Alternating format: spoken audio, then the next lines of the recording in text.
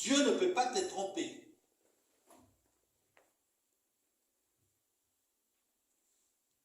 Bien-aimés dans le Seigneur, ce que je vais vous dire, il ne faut pas que cela vous scandalise. Dieu parle à tout le monde, aussi bien aux chrétiens qu'aux païens. Il parle aux vivants et aux morts. Dieu, il parle aux vivants et aux morts.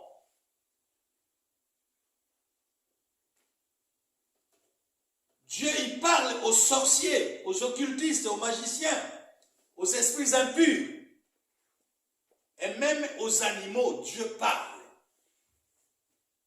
La Bible nous dit, Jésus-Christ, lorsqu'il est mort, avant sa résurrection, il a parlé aux morts. Il a parlé aux morts. Et la Bible nous dit, ceux qui l'ont écouté étaient sortis de leur tombe. Dieu parle même aux animaux. Nous connaissons l'histoire de l'âne de Balaam, ce prophète. L'âne a fini par parler. Dieu a parlé au travers de la gueule de l'âne. Et Balaam qui était sur l'âne n'a pas compris que l'âne puisse lui parler, l'animal puisse lui parler. Il a frappé l'animal sur lequel il était assis. Il a tapé l'animal puisque l'animal a parlé, Dieu a parlé à l'animal au lieu d'avancer, afin de nasser. Et quand l'homme l'a tapé, Dieu a fait que l'animal puisse parler à l'homme. Pourquoi me tapes-tu? Est-ce que d'habitude je te transporte toujours? Est-ce que tu me vois me comporter de cette façon-là? L'âne parle. L'animal. Pourquoi tu me frappes? J'étais toujours transporté. Je ne me suis jamais comporté de cette façon-là. Si je me comporte de cette façon, c'est qu'il y a une raison. Parce que l'animal, l'âne, voyait devant lui, il y avait un ange avec une épée. Et si l'ange devrait avancer, Balaam là serait exécuté, tué. Et lorsque l'âne a vu devant lui l'ange, afin de nasser. Donc, bien-aimé, Dieu parle à tout le monde. Les exemples sont légion dans la Bible. Il y a beaucoup d'exemples dans la Bible où Dieu parle. Dieu ne parle pas en vain. Quand Dieu parle, c'est pour un but. Quand Dieu parle, c'est pour notre intérêt. Dieu ne parle pas pour parler. Il nous donne des avertissements. Il nous prévient. Quand il y a un danger, quand il y a un malheur, Dieu nous parle. Et dire que Dieu ne parle jamais, non. Ça c'est faux. Dieu parle toujours. Lorsqu'il voit un malheur s'approcher, Dieu parle. Il est comme cette sentinelle de Ézéchiel chapitre 33, verset 6. La sentinelle qui est là, Jésus-Christ veille sur Israël. Il veille sur nous aussi. À chaque fois qu'il y a un problème, il parle. Il nous avertit. Comme la sentinelle, lorsque le malheur est là, il sonne la trompette pour attirer l'attention des gens. Et notre Seigneur, c'est la sentinelle d'Israël. C'est ce que dit la Bible. Il veille sur Israël. Et il veille sur nous aussi. Il nous parle à chaque instant. Il nous parle à chaque moment. De sorte que nous puissions faire attention lorsqu'il y a un malheur qui s'annonce. Lorsqu'il y a un danger qui arrive, il nous avertit. Nous ne pouvons pas dire que Dieu ne parle pas. Jusqu'à aujourd'hui, Dieu parle. Mais nous devons savoir que Dieu ne descendra jamais avec les corps comme le vôtre, comme le mien, pour venir nous parler. Dieu ne descendra jamais pour parler. Dieu parle toujours aux hommes. Lorsqu'il s'agit des problèmes des hommes, Dieu s'adresse aux hommes pour parler aux hommes. Dieu ne descendra pas. Même quand il a dit à Moïse, j'attends les cris de mon peuple. Quand son peuple devait quitter l'Égypte pour la terre promise, ils ont crié, ils ont pleuré. Parce que Pharaon n'a pas voulu le laisser partir. Dieu a dit à Moïse, j'attends les cris de mon peuple, je descends. Mais Dieu n'est pas descendu. Dieu n'est pas descendu. Il a dit, sondez les écrits, il a dit, je descends. Mais il n'est pas descendu. Il a utilisé Moïse. Donc Dieu parle toujours. D'une manière ou d'une autre, Dieu nous parle. Parce qu'il veut que le malheur ne nous arrive pas. Que nous ne puissions pas nous perdre.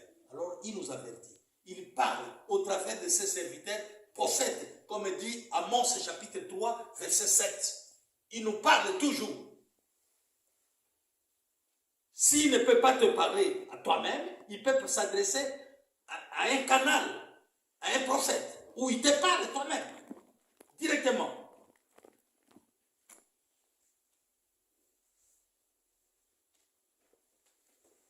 Il parle au prophète. Il ne peut pas se taire devant un problème. Il nous avertit. Par le biais des prophètes. Et ce n'est pas pour rien que les prophètes sont là. Lorsque vous lisez Éphésiens chapitre 4, je crois verset 5,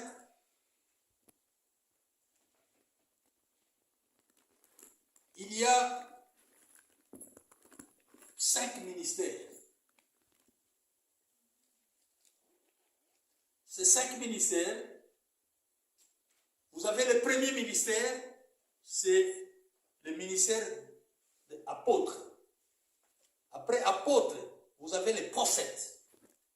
Après les prophètes, vous avez les pasteurs. Qu'est-ce que j'ai dit? Après les prophètes, vous avez les évangélistes. Après évangélistes, vous avez les pasteurs. Après les pasteurs, vous avez les docteurs. Les prophètes, c'est le deuxième ministère dans Éphésiens 4. Et Dieu parle au travers de ces prophètes. Et il ne parle pas seulement aux prophètes. Dieu peut parler aussi à ceux qui ne sont pas des prophètes. Tu peux ne pas être prophète, Dieu peut t'utiliser pour parler. Mais nous disons toujours que chacun est prophète de soi-même. Je suis prophète de moi-même. Je me connais mieux que quiconque, sauf Dieu qui me connaît mieux que moi-même. Mais par rapport aux autres, je suis le prophète de moi-même. Donc Dieu n'a jamais cessé de parler, bien-aimé. Dieu parle toujours.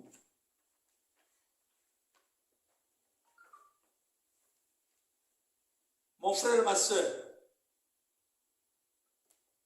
écouter Dieu, c'est lui accorder une attention particulière.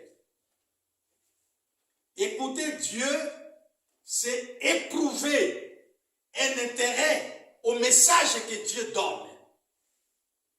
Quand Dieu parle, il faut lui accorder une attention. Et accorder de l'importance au message qu'il donne. Au travers de la parole, au travers de la prophétie, au travers de la prédication, Dieu parle.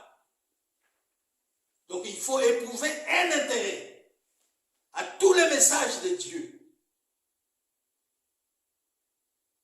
Cela montre qu'il existe une certaine intimité, une certaine complicité entre Dieu et l'homme. Si moi je suis prophète, je dois parler de quelqu'un, il doit y avoir une intimité, une certaine dose de complicité entre moi, prophète, et Dieu, pour que Dieu puisse me parler. Et pour que Dieu puisse me parler à ton sujet, toi aussi, pour qui Dieu va parler, il faut une certaine intimité, une certaine complicité entre toi et Dieu. À ce moment-là, Dieu peut utiliser un prophète pour parler de toi. Et il faut avoir une certaine complicité, une certaine dose de complicité pour comprendre les messages que Dieu va te transmettre par le biais de son prophète.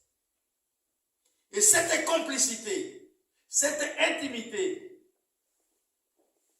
se traduise, se résume par la sanctification.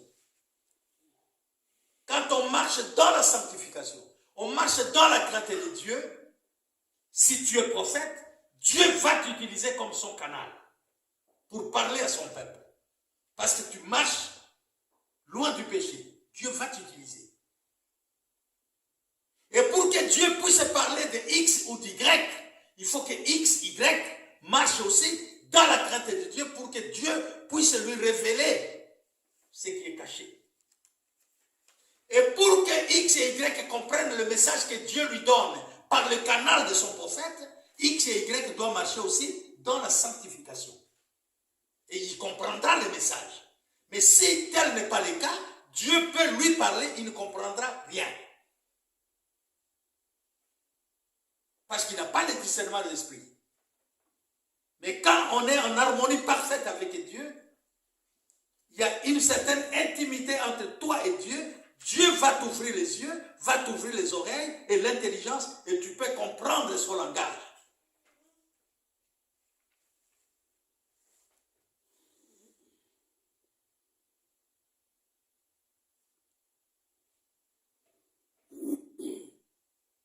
Donc, dire que Dieu ne parle pas, Dieu parle.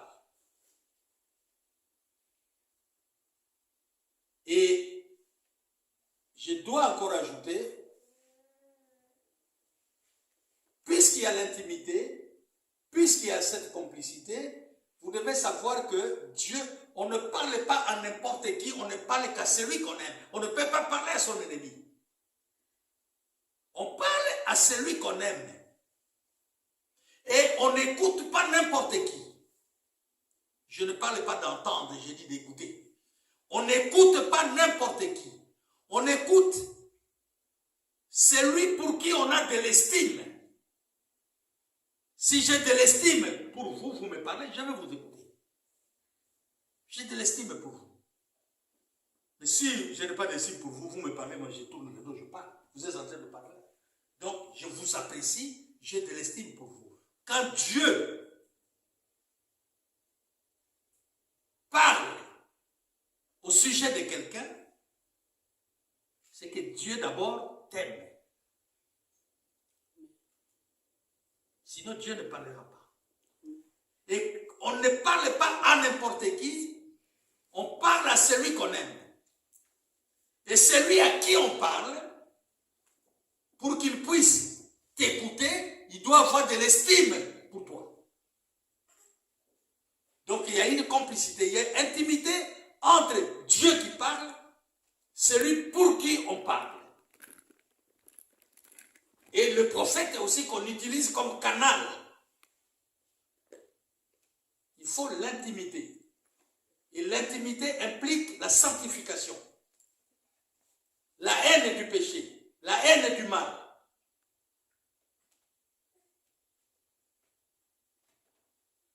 Et Dieu parle. Quand le danger est là, le malheur est là, Dieu va te parler. Et ça va t'éviter les problèmes. Les problèmes ne vont pas s'abattre sur toi. Parce que Dieu va t'avertir. Et tu prendras les dispositions. Dieu peut parler le message au sujet de la mort. Quand Dieu donne un message à un prophète que telle personne, il va mourir. Pas nécessairement mourir. C'est pour que tu prennes les dispositions pour que cet esprit de mort ne t'atteigne pas. Il n'est pas dit nécessairement que tu vas mourir. Dieu t'avertit. Mais si tu pleures, tu parles à Dieu, il y a certaine intimité entre toi et Dieu, Dieu va t'écouter, mais il t'a averti que l'esprit de mort est là. Si tu restes bras ballants, tu ne fais rien, et l'esprit de mort va t'atteindre. Il faut une certaine dose d'intimité, de complicité avec Dieu bien-aimé.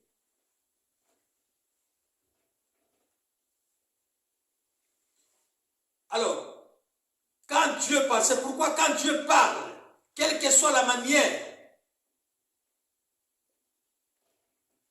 qui te parle par songe, par prédication, par, je ne sais pas, prophétie, lorsque Dieu parle, quand il parle, quelle que soit la manière, et la parole de Dieu, le message donné par Dieu doit être reçu avec tous les sérieux voulus.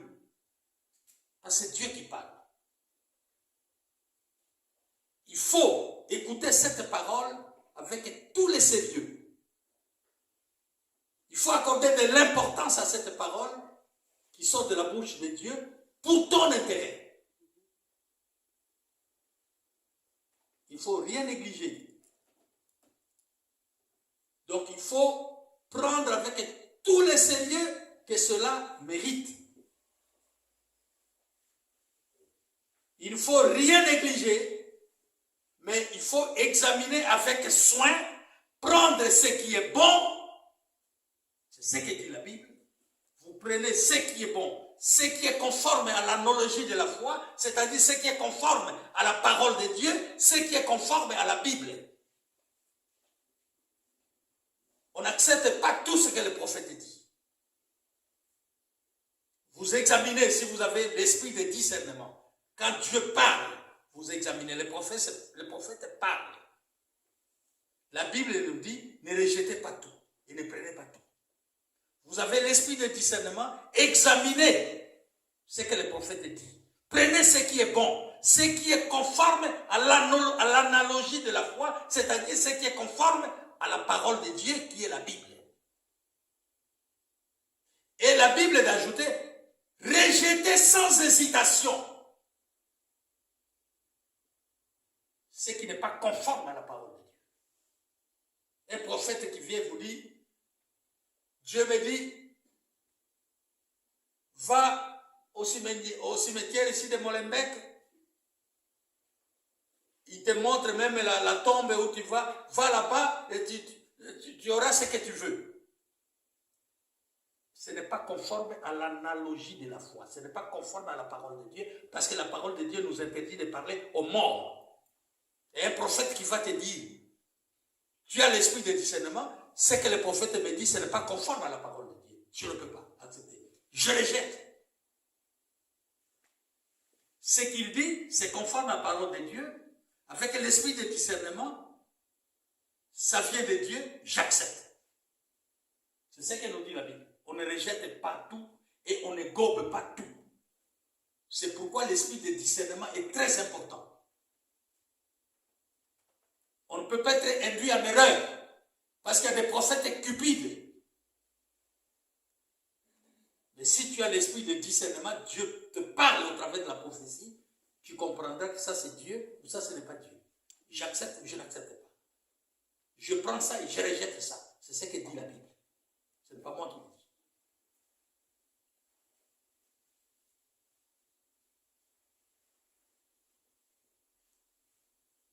Nous avons parlé de Job 33. 14 et 15, donc Dieu cependant parle tantôt d'une manière, tantôt d'une autre. Donc Dieu a plusieurs façons de nous parler. Dieu n'a pas cessé de nous parler. Il a plusieurs façons de nous parler.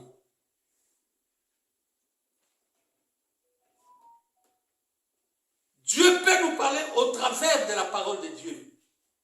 La Bible ici. On l'appelle la prophétie par excellence, c'est la Bible. Dieu peut te parler au travers de la Bible, de sa parole. Dieu peut te parler par songe, par vision nocturne. Dieu peut te parler. Tu dors, il te parle. C'est vrai, la Bible dit, nos pensées du jour, nos préoccupations du jour peuvent devenir un songe la nuit.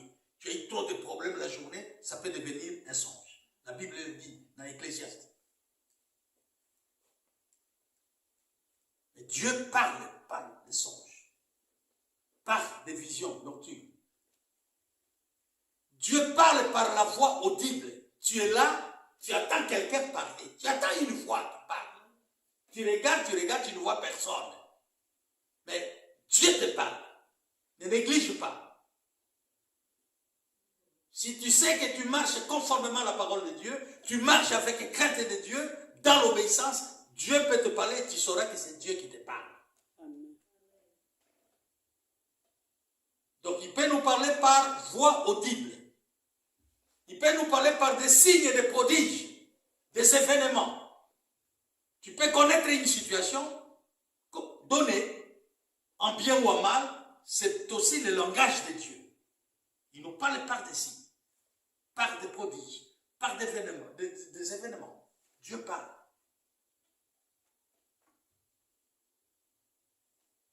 Dieu parle aussi à travers les prédications. Je suis en train de prêcher là, je vous parle de la part de Dieu. Il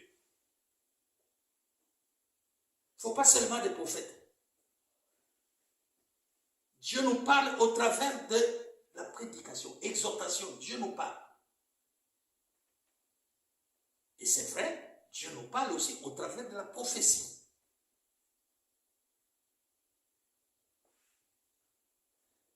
La prophétie est biblique. Dieu nous parle au travers de la prophétie. Dieu peut aussi nous parler par le silence. Tu peux poser un problème à Dieu, Dieu ne parle pas, mais ne crois pas que le silence de Dieu est le refus ou l'acceptation. C'est l'une ou l'autre. Il ne faut pas croire nécessairement, il ne faut pas croire, quand tu poses le problème à Dieu et que Dieu ne parle pas, c'est qu'il a refusé de te répondre ou de te parler ou de te bénir. Non. Quand vous lisez Sophonie, chapitre 3, verset 17, Dieu dans son amour, il est là avec toi, tu parles, tu pries, il est là, il ne parle pas, mais il te bénit. Il te bénit. Il est là, calme, dans son amour. Il peut te bénir. Donc, il ne faut pas nécessairement prendre le silence de Dieu pour un refus. J'ai prié, il ne m'a pas répondu, donc il refuse. Non. Ce serait une erreur. Peut-être ce n'est pas le temps, ce n'est pas le moment. Il fait chaque chose à son temps.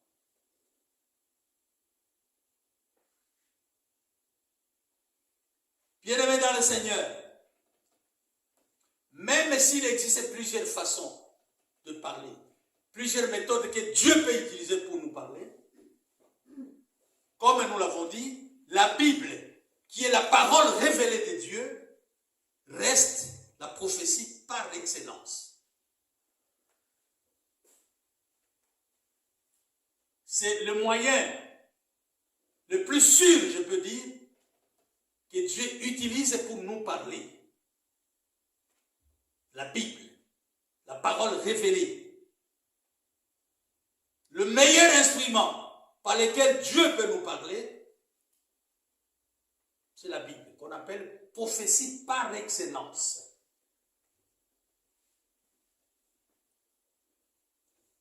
La Bible, elle n'est ni orale, ni vocale.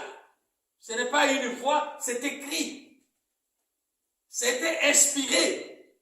Les hommes qui l'ont écrite étaient inspirés. Et ils ont écrit la Bible. Ce n'est pas, c'est vrai, inspirés, ils ont reçu le message de Dieu, sous l'inspiration du Saint-Esprit, ils ont écrit la Bible. Ils ont écrit la Bible. Et on ne peut pas falsifier la Bible. Les gens peuvent s'arranger pour tordre l'essence de l'évangile, comme dit la Bible. Mais la Bible, on ne peut pas la falsifier. Elle est écrite, elle est écrite.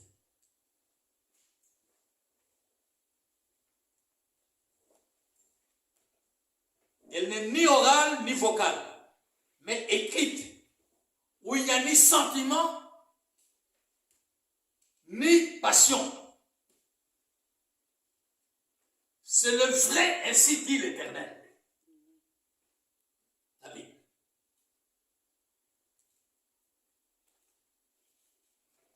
Même si Dieu refusait de nous parler par vision, par prophétie, par songe, parfois audibles à cause de nos péchés, même s'il refuse aujourd'hui de nous parler par des songes, par des visions, tout ce que vous voulez, mais il nous a déjà parlé par la Bible.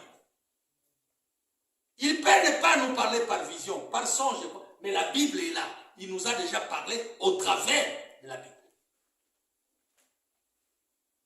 Nous pouvons nous comporter mal. Il y a rupture entre Dieu et nous à cause de notre comportement. Il refuse de nous parler, mais la Bible peut nous parler. Vous pouvez vous référer toujours à la Bible en vous humiliant, en demandant pardon à Dieu. Et la Bible vous parle. La Bible nous parle.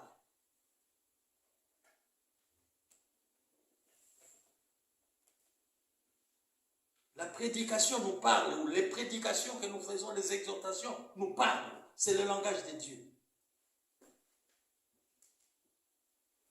C'est pourquoi la Bible, il nous est recommandé, la Bible, elle-même la Bible, il nous est recommandé de méditer nuit et jour. La Bible. C'est-à-dire lire nuit et jour. Il dit que ces livres ne s'éloignent pas de toi. Il faut méditer cette Bible chaque jour, qu'elle ne s'éloigne pas de toi. C'est Dieu qui nous parle, à chaque moment, à chaque instant. On peut fermer les églises, mais Dieu va te parler dans ta Bible, dans ta chambre. À l'époque, dans le temps, on était encore des mondains. Ici, dans des maisons closes, des maisons où il y avait des prostituées, on mettait des Bibles. On ne connaissait pas encore Dieu à ce moment-là. Tu entres dans une chambre avec une prostituée, il y a une Bible là, sur les chevet. Alors, tu peux te ressaisir et... C'est quoi ça? Tu peux te ressaisir et sortir. Donc, Dieu nous parle au travers de la Bible partout et à n'importe quel moment. C'est pourquoi on nous recommande de méditer cette parole chaque jour. Chaque jour. Complicité, intimité. Ce sont deux éléments importants. Être en intimité, en complicité avec Dieu, être dans l'intimité avec Dieu, pour être son canal de transmission, pour qu'il te donne le message de son peuple, pour que toi tu transmettes ces messages à son peuple, pour que son peuple ne soit pas surpris par l'épée de l'ennemi. Il faut l'intimité avec Dieu, la complicité. Et cela se résume par la sanctification. Sinon, Dieu ne va pas t'utiliser, ne va pas m'utiliser comme un canal de transmission. Parce qu'il n'y a pas d'harmonie, il n'y a pas d'entente entre toi et Dieu. S'il n'y a pas d'intimité, Dieu ne peut pas utiliser les prophètes. Dieu ne peut pas parler pour X ou Y. Et même s'il parle, s'il n'y a pas d'intimité, tu ne comprendras rien. Il faut la vie de sanctification, loin du péché.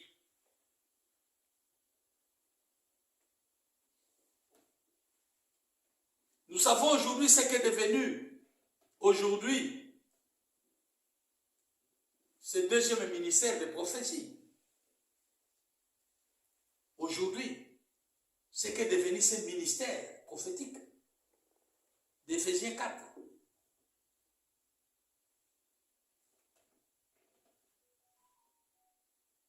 Les prophéties dans nos églises d'aujourd'hui, de ces temps de la fin.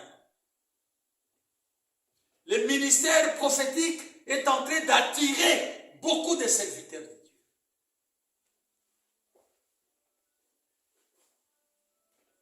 Ce ministère prophétique-là attire beaucoup de serviteurs, comme le miel attire les abeilles. Tout le monde veut devenir prophète. Tout le monde veut devenir la bouche de Dieu, les canards de Dieu. Alors qu'en réalité, ce sont de faux prophètes.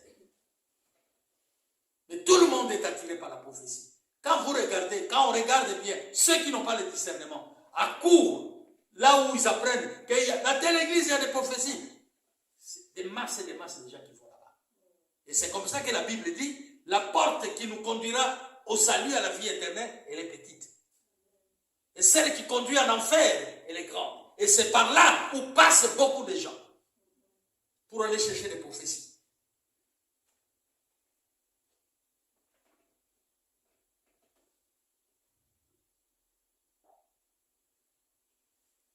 Bien-aimés dans le Seigneur, nous devons faire très très attention.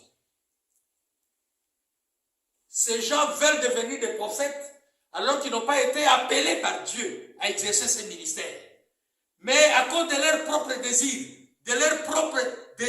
ils veulent devenir prophètes, le canal, la bouche de Dieu. Et ce n'est pas dans la volonté de Dieu. Ce n'est pas le choix de Dieu. Mais ils veulent le devenir parce qu'ils le désirent. Et dans ces cas-là, ils ne seront pas la bouche de Dieu, mais ils seront la bouche de Satan. Satan va les utiliser. Parce que Dieu ne les connaît pas. Dieu ne les a pas appelés à exercer ce ministère-là. Ils seront soit la bouche de Satan, Satan va les utiliser, soit ils seront leur propre bouche. Ils parlent d'eux-mêmes en disant que c'est Dieu qui parle. Il y a des situations pareilles, même dans la Bible.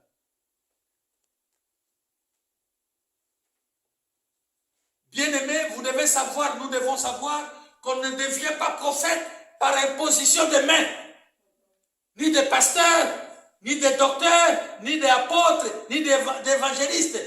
On ne devient pas prophète par imposition de main, ni des anciens, ni des pasteurs. Mais on est prophète, prophète. Tu es prophète depuis le sein de ta mère, Dieu t'a choisi. Amen. Mais on ne devient pas prophète tel qu'on est là, il dit, bon, viens, allez, je vous impose les mains, vous devenez prophète, vous commencez à prophétiser. Non. Regardez le cas de Jérémie. Samuel, ce petit-là, il était petit.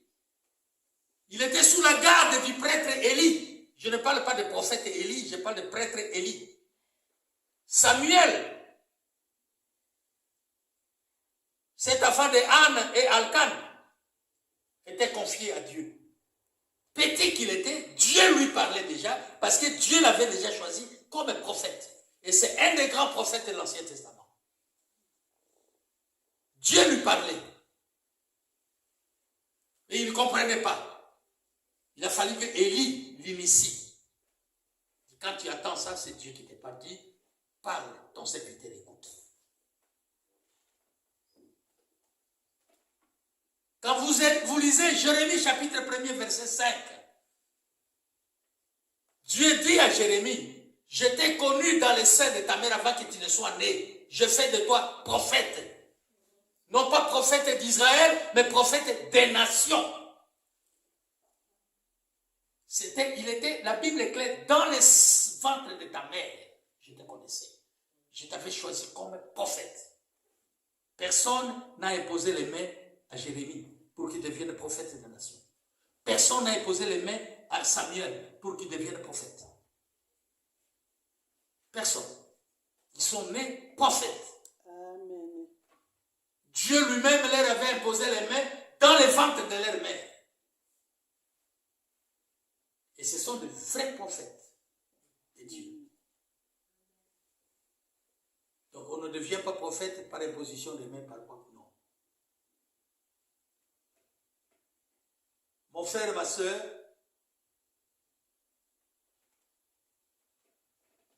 en ces temps de la fin, tout le monde veut devenir prophète. Et beaucoup d'églises veulent devenir des églises prophétiques, églises de Saint-Esprit, de ceci ou cela. Et les gens sans discernement accourent, c'est légalement.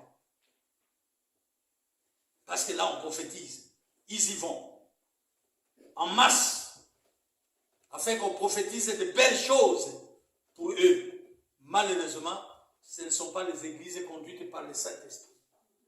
Ce sont des églises, c'est ça qu'on appelle des sectes. Ce sont des églises conduites par des esprits de ténèbres. Il y a de ces choses bien-aimées. Toi-même, tu regardes, nous voyons dans les réseaux des choses impossibles. Tu regardes, tu te dis, ça, ce n'est pas une église. Je ne sais pas si on trique toujours dans les réseaux sociaux, tout ce qu'on voit là, c'est le tricage, ou bien c'est la vérité, je ne sais pas. Mais il y a une part de vérité. Mais tu as le discernement, tu dois savoir que ça, c'est une secte. Dieu n'est pas là. Le Saint-Esprit n'est pas là. Même s'il parle du Saint-Esprit.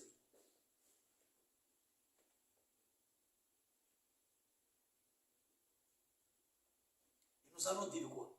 Dieu ne nous a pas avertis. Pourtant, toutes ces choses-là, est-ce que Dieu avait manqué d'attirer notre attention pour dire que faites attention, il y a des faux prophètes, il y a des fausses églises. Dieu a attiré notre attention. Dans la Bible, je vous donnerai 2 versets. Quand vous lisez Matthieu chapitre 5, Matthieu chapitre 7, verset 15, Dieu a attiré notre attention. Gardez-vous des faux prophètes. Ils viennent à vous en vêtements de brebis, mais au-dedans, ce sont des loups ravisseurs.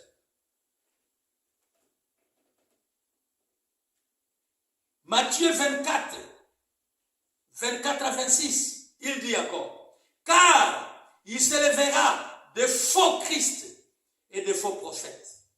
Ils feront des grands prodiges et des miracles, au point de séduire, s'il était possible, même les élus de Dieu. Voici, je voulais annoncer d'avance. C'est la Bible qui continue à parler. Je voulais annoncer d'avance. Si donc on vous dit, voici, il est dans le désert, n'y allez pas. Il est dans telle église, n'y allez pas, mon frère et ma soeur. Vous n'allez pas dire que Dieu ne t'a pas parlé. Voici, il est dans les chambres. Ne le croyez pas. Ne le croyez pas. Dieu n'a pas cessé de nous parler. Dieu nous parle toujours. Tant que nous serons sur la terre, Dieu nous parlera toujours. Cherchons la face de Dieu. Cherchons Dieu dans toutes ses facettes. Cherchons Dieu dans la sanctification. Il se fera voir et il nous parlera.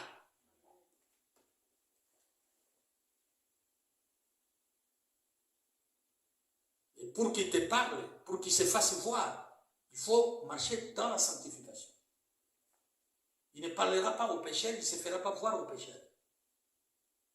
Bien-aimé dans le Seigneur, ce n'est pas du tout un péché d'aimer la prophétie. Ce n'est pas un péché. C'est biblique. J'ai dit, c'est le deuxième ministère dans Éphésiens chapitre 4 verset 11. C'est le deuxième ministère. Apôtre, prophète, évangéliste, pasteur, docteur. Ce n'est pas mauvais d'aimer la prophétie, parce que c'est biblique. Mais nous ne devons pas être fanatiques des prophéties. Comme si c'était le seul moyen que Dieu utilise pour nous parler. Nous devons faire très très attention. Parce que la prophétie est un terrain très glissant. Elle est biblique, mais elle est très très glissante, la prophétie. Elle est glissante pourquoi? Parce que la prophétie a 3 sources d'inspiration. Il faut avoir l'esprit de discernement pour savoir que cette prophétie vient de... Il y a 3 sources d'inspiration lorsqu'on parle d'une prophétie. La première source d'inspiration, c'est Dieu, le Saint-Esprit. La deuxième source d'inspiration, c'est Satan, qui parle dans la bouche du prophète. Et la troisième source d'inspiration, c'est le prophète lui-même.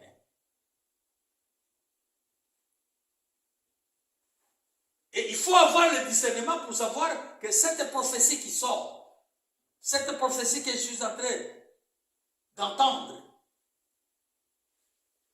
je ne dis pas écouter. Écouter, c'est entendre et mettre en pratique ce qu'on entend.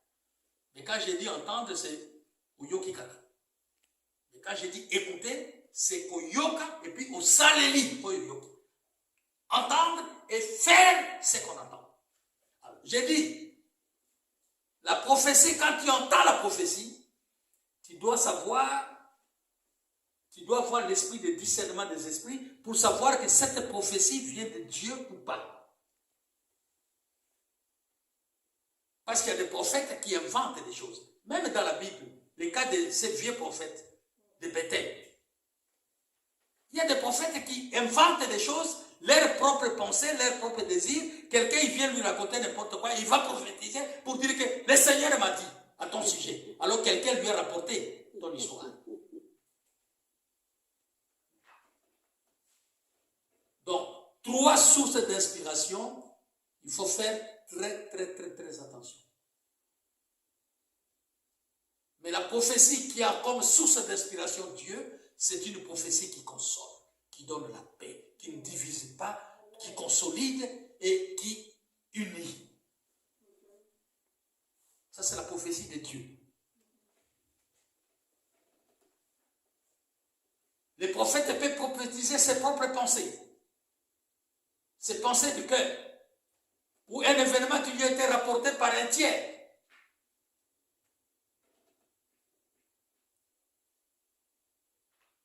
J'ai failli vivre ça chez moi. Je suis venu ici en vacances en 2010. Je rentre, une femme vient chez moi à la maison. Et j'étais déjà au courant, on m'avait informé que voilà ici. Il vient chez moi à la maison pour prophétiser.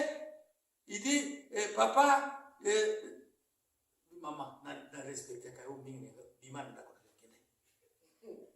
j'étais déjà informé avant.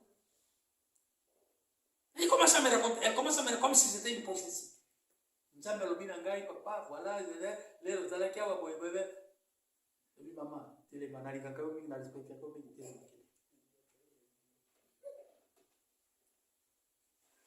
c'est ça, le faux prophète. Les cas de vieux prophètes de Bethel, dans 1 Roi chapitre 13, vous allez lire ça. Il s'est passé un événement où le roi avait tendu sa main pour arrêter celui qui est venu, un sacrificateur qui est venu faire le travail, l'homme de Dieu, comme la Bible l'appelle. Dans l'Ancien Testament, on appelait homme de Dieu toute personne qui avait un message de Dieu et qui parlait avec autorité. Cet homme-là, on l'appelait dans l'Ancien Testament homme de Dieu. Il avait le message de Dieu et il parlait de la part de Dieu avec autorité.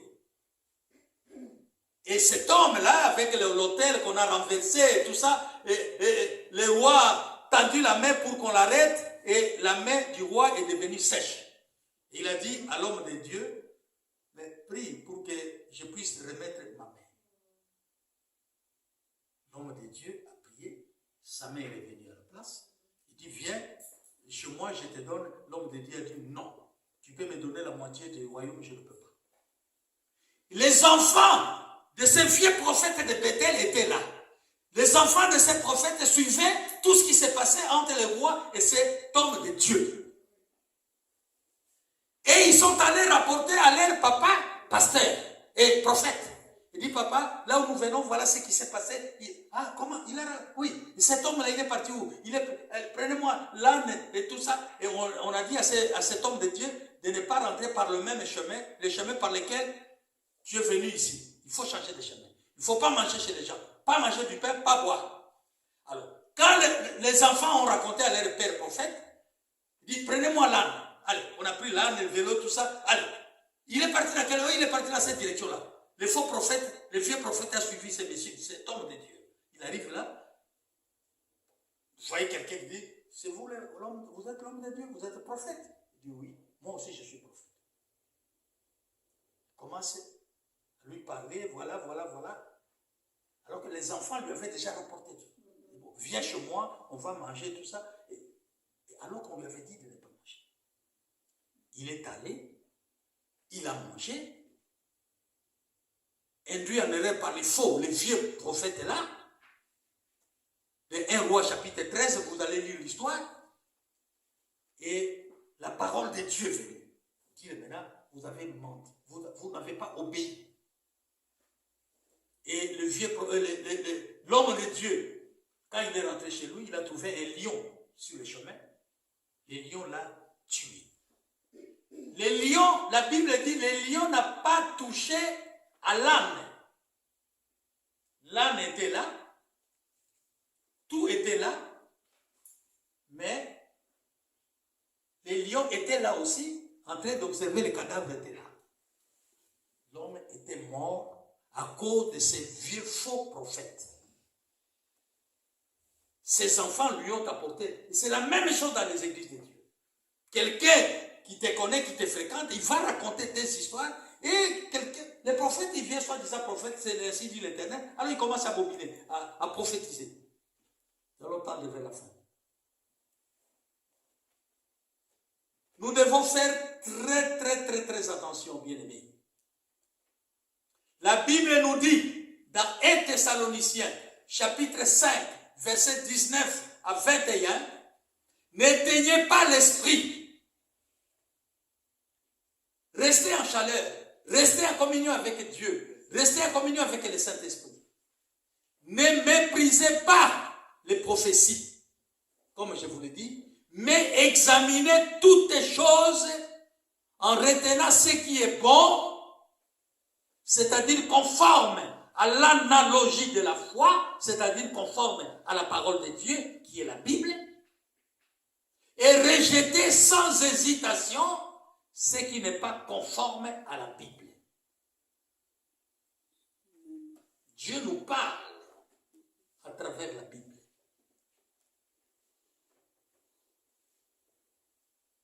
Bien-aimé dans le Seigneur, même si tu étais choisi par Dieu pour exercer ce ministère prophétique, mais si tu ne marches pas loin de péché, Dieu ne te parlera pas. Tu deviendras cupide. Tu vas commencer à monnayer la prophétie, un don que Dieu t'a donné gratuitement. Tu vas commencer à monnayer ça pour chercher l'argent. Et dès que tu commences à monnayer, le Saint-Esprit va te quitter. Tu finiras par tomber. Tu deviendras orgueilleux parce que tu monnaies, tu as beaucoup d'argent. Les cupidités, c'est l'orgueil et puis c'est la chute. Parce que l'orgueil précède la chute. Tu finis. On ne m'a pas rapporté. J'ai vécu ça avec quelqu'un, je ne peux pas citer ton nom ici. C'est un grand serviteur de Dieu qui fait des prophéties là à Kinshasa, un grand ministère. Qu'on a livré dernièrement à Satan ici, parce qu'il a eu des problèmes entre lui et son père spirituel. On l'a livré à Satan parce qu'il était malade ici, et en Europe, il est venu se faire soigner. On croyait qu'il va mourir, on disait que c'est poison. C'était mon fils spirituel, ce garçon-là, ce monsieur-là, qui a des maisons en Afrique du Sud et partout. Et quand il vient ici, il m'appelle, je vais le voir. Et là, je me dis, Seigneur, Batoyo Batali a 1000 euros. Là, c'était à Clémenceau, là, tout près là où il y avait l'idée, là. J'étais sa femme, ah papa, je dis oui. Bah, tu as 1000 euros. Bah, tu as 500 euros. Et vous voyez les gens comme ça. Je connais bien les garçons. Il a fait les études d'infirmière. Il va soigner une sœur malade.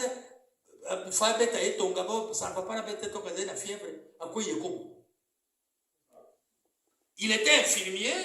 Il va soigner cette sœur-là.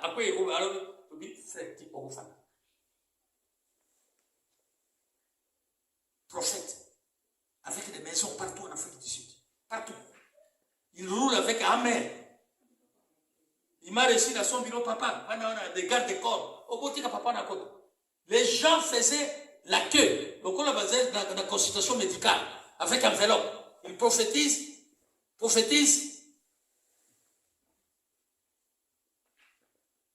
Et des prophètes comme ça, il y en a beaucoup. Mususu comme lokola pakola ki soki ambi soki nini ba sopela ke soki maya moto lokuta. Ayebani, oyebi bien. Ayebani. Prophète voilà. Il y a longtemps, quand je les suivais, j'ai dit ça, c'est un faux prophète. Un faux prophète. Bien-aimés, nous sommes au temps de la fin.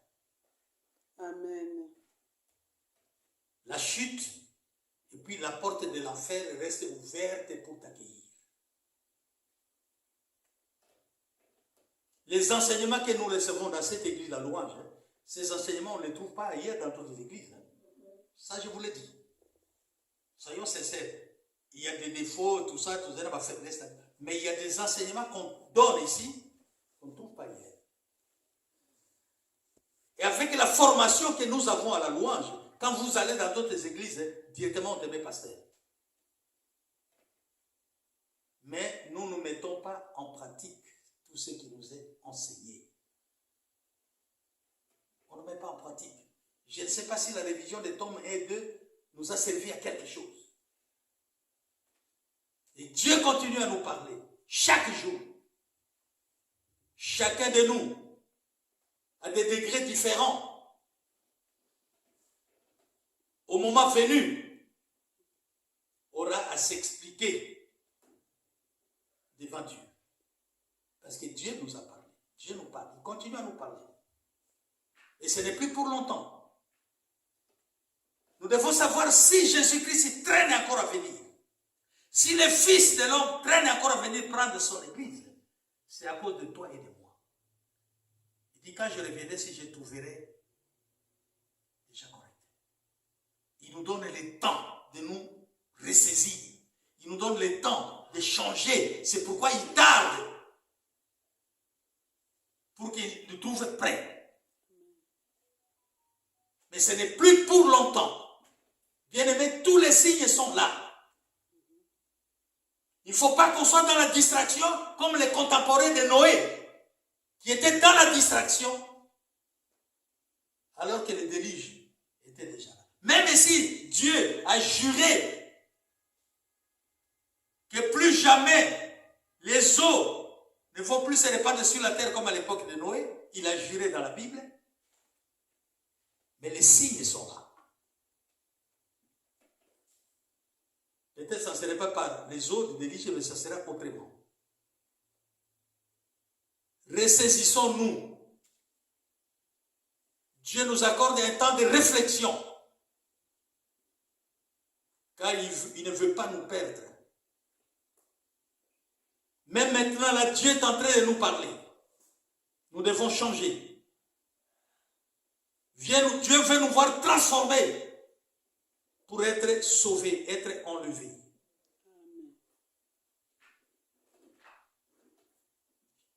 Je dois sauter d'autres passages. Je dois sauter. Il y a deux types de prophètes. Vous avez ce qu'on appelle les prophètes classiques et les prophètes orateurs. Les prophètes classiques, ce sont ceux-là qui ont écrit dans la Bible. Ils ont laissé des écrits, comme Isaïe, comme Jérémie, comme Ézéchiel, comme Daniel, comme Amos. Ce sont des prophètes classiques. Et vous avez d'autres prophètes qui n'ont pas écrit dans la Bible, comme Élie, Élisée, certains des prophètes qui n'ont pas laissé d'écrire. On les appelle des prophètes orateurs. Et pas tous. La plupart des faux prophètes se trouvent parmi les prophètes orateurs. Les vrais prophètes sont des prophètes classiques qui ont laissé des écrits dans la Bible. Mais beaucoup de faux prophètes, on les trouve parmi les prophètes orateurs.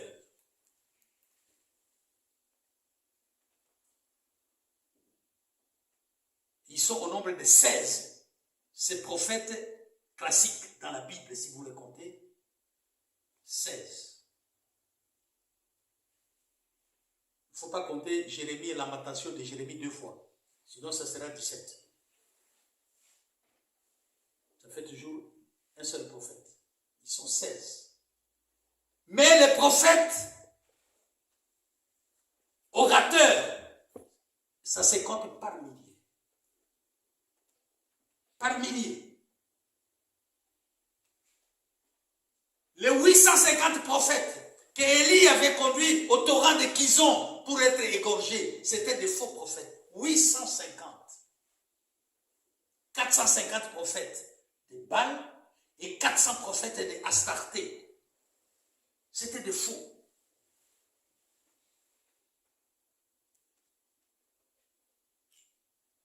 Soi-disant, ils prophétisaient de la part de Dieu. C'était des faux. Les conflits entre le roi Akab, le roi d'Israël Akab, et le roi de Syrie. Parce que Ramoth était une ville d'Israël. Ramoth a été occupée par l'armée israélienne, conquise par Syrienne. Et Akab voulait reconquérir cette ville. Il est allé trouver le roi de Juda, Josaphat. Il dit à Josaphat, moi je vais récupérer Ramoth, c'est notre ville. Et Josaphat dit, je t'accompagnerai. Tes soldats seront mes soldats seront tes soldats. Mon char sera ton char, mon cheval sera ton cheval. Alors, mais est-ce qu'il n'y a pas un prophète que nous pouvons consulter avant d'aller? Akab va dire, oui, il y a un prophète ici que je déteste, que je hais. C'est écrit comme ça dans la Bible. Que je hais, parce qu'il ne prophétise pas de bonnes choses pour moi. Donc il y a déjà, quand on ment dans la prophétie, de bonnes choses, on est aimé.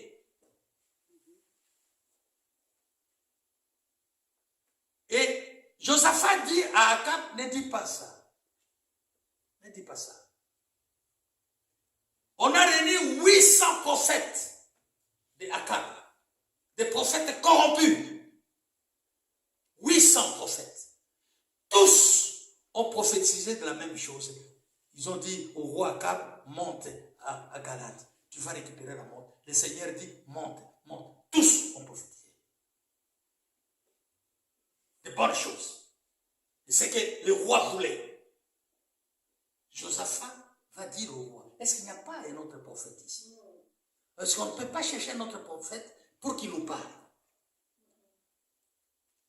Et c'est là où Akab va dire, il y a un prophète que je n'aime pas souvent, et lui, en tout cas, et ce prophète-là, il s'appelle Michée.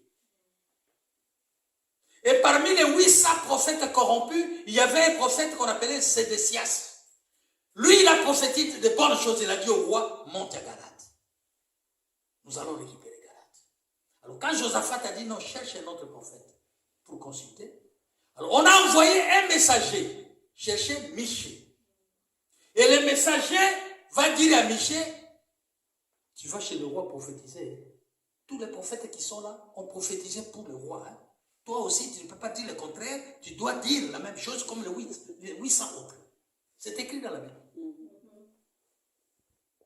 C'est des sièges, Michée est parti. Alors, il a parlé un peu, le roi dit, mais combien de fois je vais te dire que, dis-moi toujours la vérité? Parce que c'est comme si la prophétie qu'il avait donnée, c'était pour encourager le roi. Le roi le connaissant, il dit, combien de fois alors maintenant, il prophétise. Il dit, ah, je vois Israël en train de fouiller de partout sans mettre. Il dit à l'autre, à Josaphat, qu'est-ce que je t'avais dit? Tu entends? C'est Sédécias qui a prophétisé, qui était corrompu, il sort là, il donne une gifle au prophète de Dieu. Pas! Vous me frappez. Parce que 800 ont prophétisé. Il est allé avec toutes sortes d'armures, avec dans un char. Quelqu'un a tiré. Et il était dans le char. Il a été atteint. Il a dit à celui qui conduisait le char, arrête-toi, je suis blessé. On l'a fait descendre, il est mort. Le corps est resté là. Les gens sont venus se laver, les prostituées, les chiens sont venus lécher son sang. Cet homme est mort à cause des fausses prophéties sorties des bouches de faux prophètes. 800. Le prophète d'Akab, comme on dit. Sans compter 850 d'Astarté et de Baal.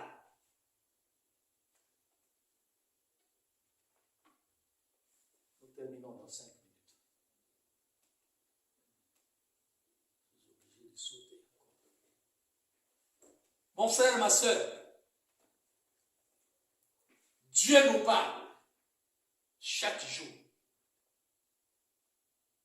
Si les choses ne marchent pas, en tout cas, Dieu nous parle. C'est nous-mêmes qui sommes responsables.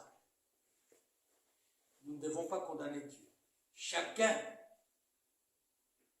connaît ce qu'il est en train de vivre comme situation, comme problème. Amen. Il faut faire très, très, très attention à ce temps de la fin, bien-aimés. Nous concluons.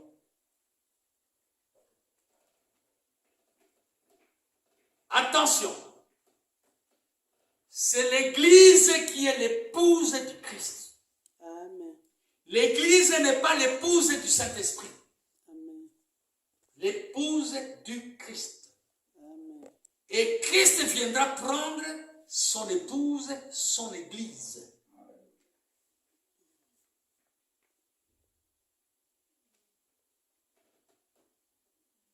Il ne viendra pas prendre n'importe quelle église. Il ne viendra pas prendre n'importe qui. Non. L'église qui est son épouse. Christ ne viendra pas prendre les prophètes. Il ne viendra pas prendre les pasteurs. Il ne viendra pas prendre les apôtres, etc. Mais Christ viendra prendre ses serviteurs prophètes, ses serviteurs pasteurs, ses serviteurs évangélistes. Ses serviteurs. Il ne viendra pas prendre les prophètes, les pasteurs, les docteurs, les apôtres, mais il viendra prendre ses serviteurs prophètes, ses serviteurs apôtres, ses serviteurs pasteurs. Ce sont ceux-là qui intéressent notre Seigneur et ce sont ceux-là que Christ viendra prendre. Parce que quand on parle de l'Église, l'Église c'est toi et moi. Quand la Bible dit Christ viendra prendre son Église qui est son épouse, ce n'est pas l'Église bâtiment, c'est vous et moi. Et ce n'est pas n'importe qui, pasteur soit-il, prophète soit-il, mais il viendra prendre ses serviteurs prophètes. Ses serviteurs.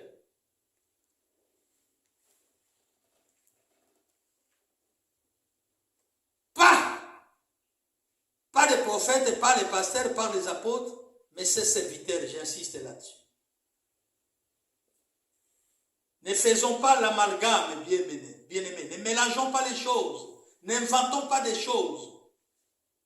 Nous devons savoir qu'on est appelé à exercer un ministère dans une église. Les ministères, les 5 ministères d'Éphésiens 4, verset 11, s'exercent dans l'église et pas en dehors de l'église.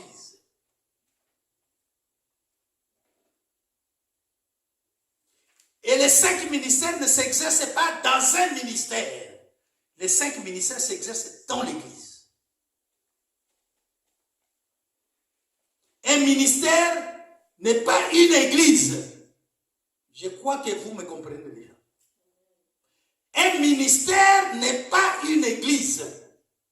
Christ ne viendra pas prendre un ministère, mais Christ viendra prendre l'église. Ne mélangeons pas les choses. Ne faisons pas l'amalgame. Non. N'inventons pas des choses. Un ministère ne peut pas remplacer une église. Reste où Dieu t'a dirigé. On dit, qui trop embrasse mal étreint.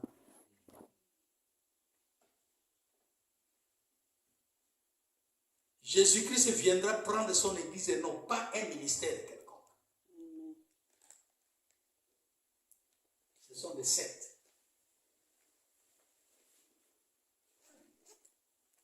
Il viendra prendre l'église son épouse. Amen. Point barre.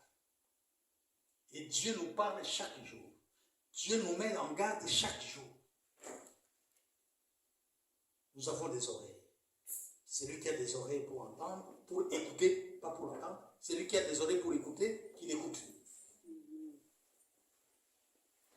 Parce qu'il arrivera un temps où Dieu ne va plus parler. Et tant que nous sommes encore là, Dieu nous parle. Et nous devons faire attention. Il n'a pas arrêté de nous parler. Que Dieu vous bénisse. Amen.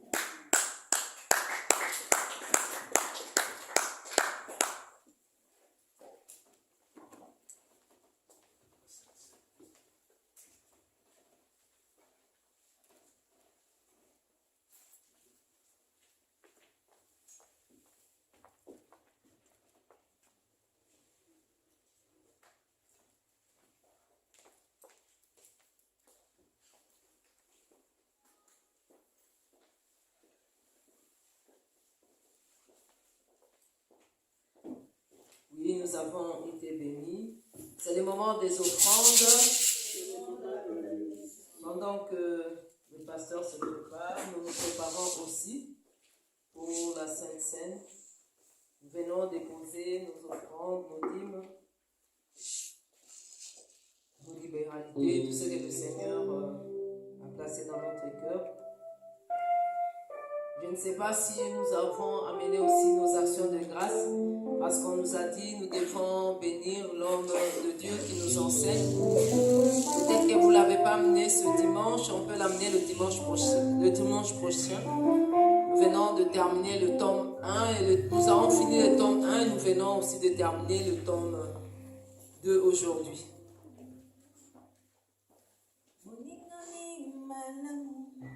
Balingaka pona mosite, balingaka pona lizaleli.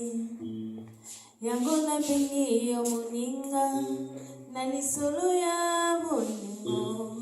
Maloba ezalaka na nguya, oyo ekoti motema ye. Tukase pembo ebimisa, kozala na moninga malamu. Ezali bozela banga pasi. Moto akosungaka yo, soki pasi ekomi, na motema na lapinda ye. Oyo bakosala nyonso, ekoki na moto kosala, olakisi etika na ye. Yesu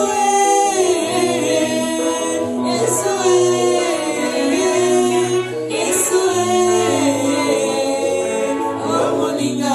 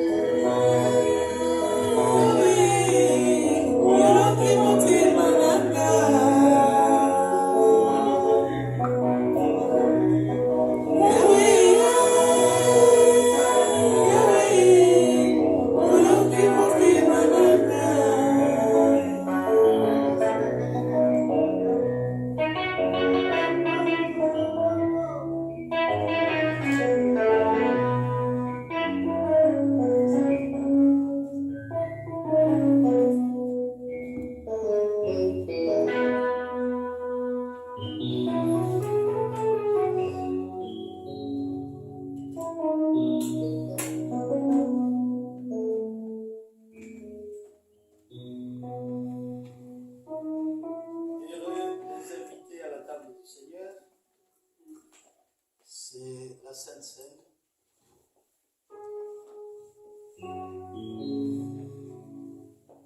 La nuit où il fut livré,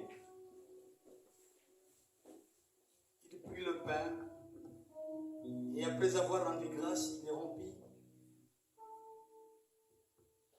et donna à ses disciples en disant, mangez car ceci est mon corps.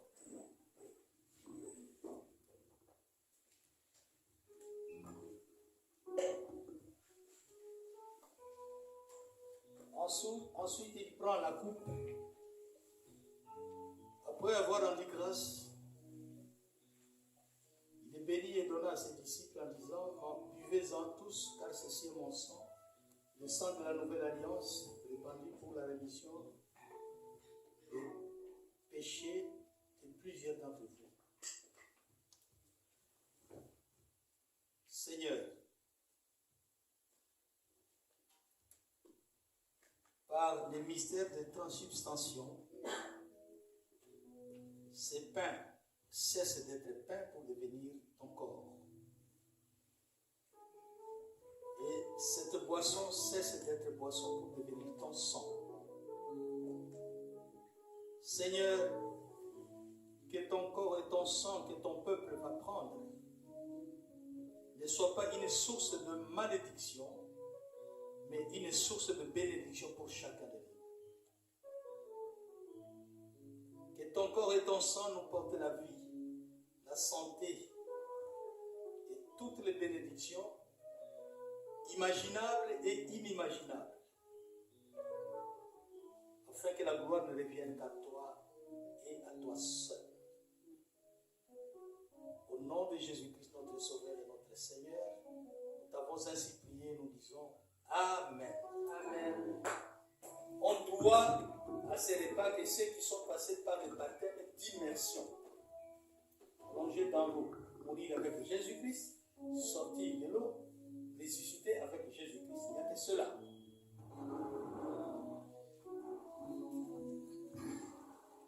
Le Seigneur nous a aimés comme on n'a jamais aimé. Il nous guide chaque jour comme une toile dans la nuit.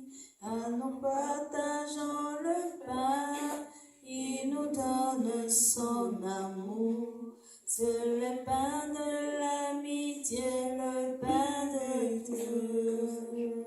C'est mon corps, C'est mon corps, prenez et mangez. mon sang, C'est mon sang, prenez et buvez, car je suis la vie et je suis l'amour. Ô Seigneur, emporte-nous dans ton amour. le Seigneur nous a aimés comme on n'a jamais aimé. Il nous guide chaque jour comme une toile dans la nuit. Car nous partageons le pain, il nous donne son amour.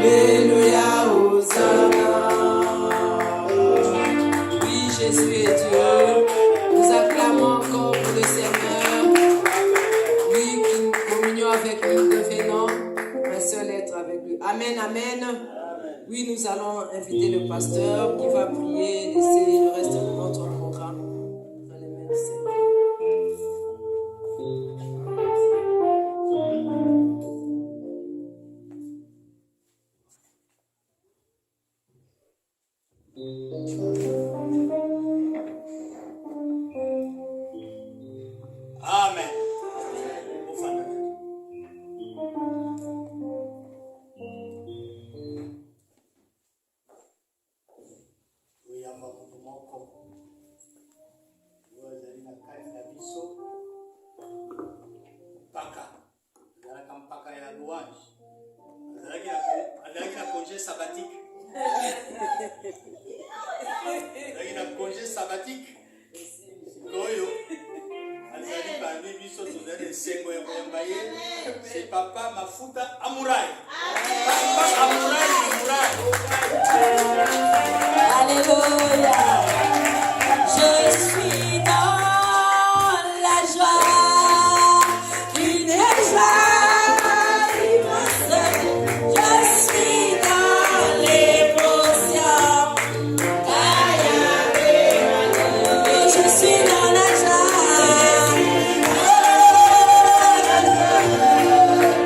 Une joie immense. Je suis dans l'émotion. Oh, nous sommes dans la joie. Oh, une joie immense. Je suis dans l'émotion. Je suis dans la joie. Oh, une joie immense. Je suis dans l'émotion. Yahweh m'a libéré. Amen. Papa Mouraï, nous sommes dans la joie. Vraiment, nous allons essayer. On a posé à voler là. Nous sommes la capable, bamba. Posé à voler là. Vraiment, c'est bien pour y avoir papa. Là, c'est une place là. Et papa, j'ai beaucoup de monde qui a bien gagné. Je beaucoup de monde ici qui a bien gagné. Amen. Voilà, nous sommes au terme de notre thème. On a vu ce aussi ici. Nous sommes aussi ici. Nous allons prier. Côté les mains.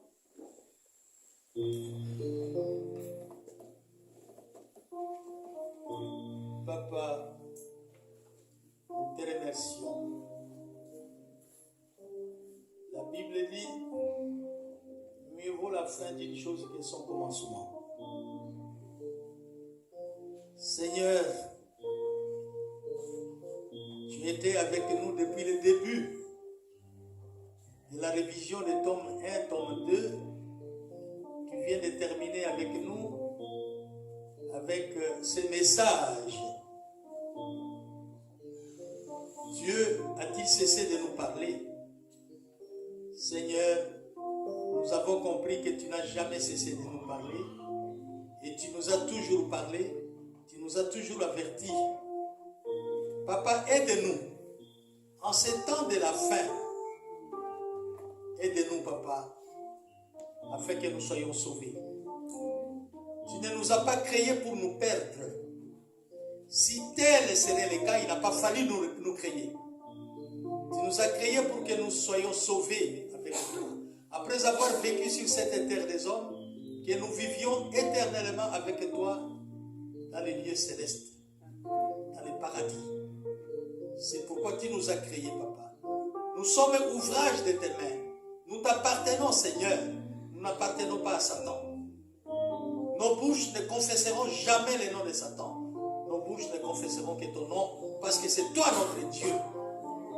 Garde-nous fidèles à toi, Papa. Seigneur, que rien ne nous sépare de toi. Ni la vie, ni la mort. Ni l'adversité, ni l'abondance. Ni les richesses, ni la pauvreté. Ni la maladie, ni la bonne santé. Que nous demeurions fidèles à toi. Que nous demeurions tes enfants et que toi tu demeures notre Père. Seigneur, bénis ton Église. Fais régner la paix, l'unité, l'amour dans ton Église. Que ton Église aille de l'avant, Papa. Bénis le travail de tout un chacun. Les commerces de tout un chacun. Les projets de tout un chacun, Seigneur. Car tu connais les projets que nous avons pour toi. Si Salomon a bâti un temple pour toi, mais nous ne voulons pas battre ou bâtir un temple pour toi, mais nous voulons t'acheter un temple déjà construit. L'or et l'argent t'appartiennent. Toutes les richesses ineffables t'appartiennent. Toutes les richesses indicibles t'appartiennent. Seigneur, bénis le travail de tes enfants, de tout un chacun. Nos projets, afin que, Seigneur, ce que nous voulons faire cesse d'être un rêve, mais une réalité. Merci, Papa, pour tout. Bénis les dîmes, les offrandes, les actions de grâce, tout ce qui était apporté dans ta maison, que cela serve à l'avancement de ton œuvre. Bénis tes serviteurs qui ne sont pas avec nous, qui sont en mission de service, ceux qui sont en voyage. Bénis-les, protège-les, Seigneur, qui nous reviennent en bonne santé, sains et saufs. Et la gloire sera pour toi. Bénis notre retour. Bénis cette semaine qui commence demain, que nous prophétisons belle. Sois avec nous, Papa. Garde-nous fidèles à toi. Protège-nous. Que ton sang nous couvre. Afin que l'ennemi ne puisse ni nous voir ni s'approcher de nous. Tu es Dieu, tu resteras Dieu. Au nom de Jésus-Christ, notre Sauveur et notre Seigneur, nous avons ainsi prié, nous disons Amen. Amen.